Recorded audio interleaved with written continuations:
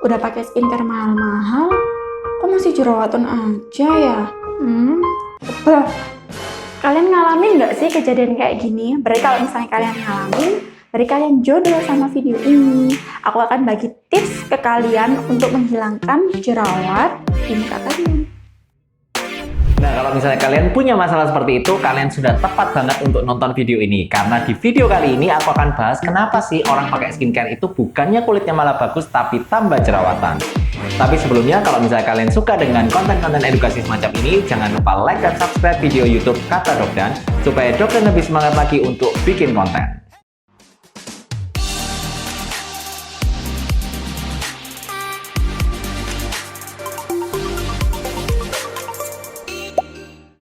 Hai Fascination, kembali lagi di video YouTube Kata Dokdan, dan kali ini aku akan bahas dan aku akan kasih tips gimana sih caranya supaya kalian nggak gampang jerawatan ketika mencoba skincare yang baru. Nah, seperti yang kalian tahu, di video sebelumnya aku udah bahas nih, kenapa kok orang bisa jerawatan karena penggunaan skincare dan bagaimana cara mengatasinya. Jadi kalau misalnya kalian nih nyasar ke video ini dan belum nonton ke video yang sebelumnya, lebih baik kalian nonton video YouTube Kata Dokdan edisi 22 dulu, supaya kalian nyambung dengan topik yang Dokdan omongin kali ini.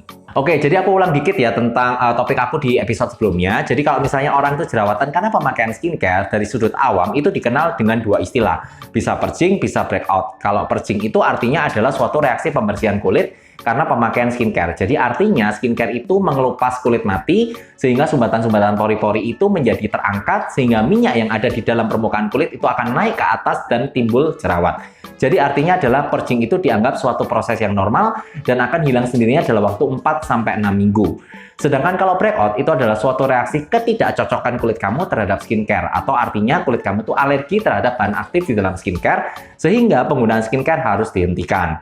Nah, tapi secara kedokteran itu tidak ada yang namanya istilah purging atau breakout tadi. Kalau secara kedokteran itu namanya adalah dermatitis kontak. Artinya kulit kamu itu tidak tahan atau mengalami iritasi atau alergi terhadap bahan aktif dalam skincare. Yang biasanya karena bahan aktifnya itu terlalu asam, dosisnya terlalu tinggi, atau bisa juga karena kulit kamu yang memang dasarnya sudah sensitif. Nah, jadi beda ya. Kemudian cara mengatasinya gimana dok? Cara mengatasinya adalah yang pertama ya pasti skincare-nya harus dihentikan terlebih dahulu. Kemudian yang kedua bisa dengan cara memberikan pelembab untuk mengurangi reaksi peradangannya. Dan kalau misalnya tidak mempan, dokter bisa meresepkan krim anti iritasi. Tapi yang penting adalah krim anti iritasi itu hanya bisa dibeli dengan resep dokter di apotek, jadi kalian tidak boleh beli sembarangan. Oke. Nah, seperti janji aku bahwa di video kali ini aku akan kasih tips supaya kalian itu nggak gampang jerawatan ketika kalian mencoba skincare yang baru. Nah, gimana tipsnya? Yuk simak. Yang pertama adalah kalian harus menggunakan skincare secara bertahap. Nah, gimana sih maksudnya? Maksudnya seperti ini. Misalnya ketika kalian membeli suatu skincare, misalnya merek A nih. Nah, kalau misalnya kalian menggunakan skincare merek A ini, jangan langsung dipakai ke seluruh muka, tapi kalian bisa tes dulu di misalnya di area tertentu, misalnya adalah pipi.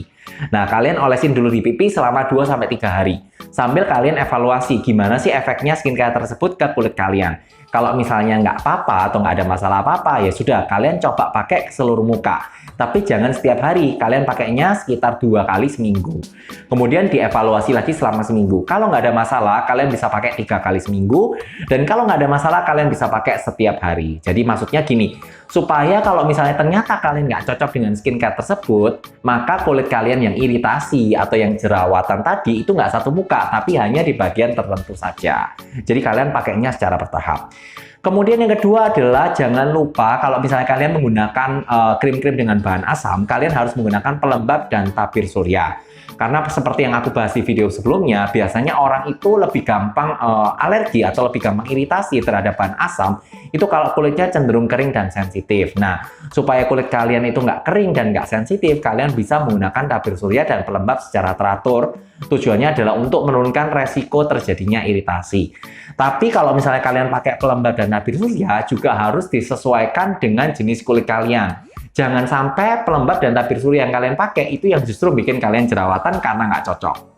Kemudian tips yang ketiga dari aku adalah ketika kalian beli skincare, jangan lupa baca komposisi dan bahan aktifnya itu dosisnya berapa. Itu penting banget karena seperti yang kita tahu bahwa kalau orang itu kulitnya iritasi itu biasanya karena pemakaian skincare dengan bahan aktif yang terlalu asam atau dosisnya terlalu tinggi.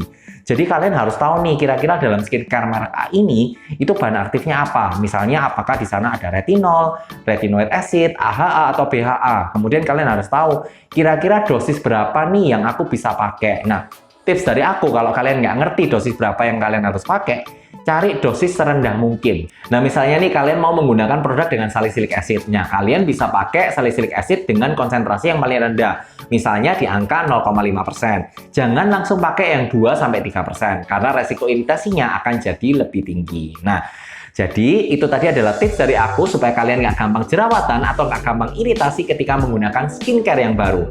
Semoga bermanfaat dan terima kasih sekali lagi karena sudah menonton video ini sampai selesai. Kalau misalnya kalian masih punya pertanyaan, ingin konsultasi, atau ingin memberikan masukan kepada Dokdan untuk topik berikutnya, kalian bisa ketik di kolom komentar. Oke? Sampai jumpa di video Kata Dokdan berikutnya. Bye-bye!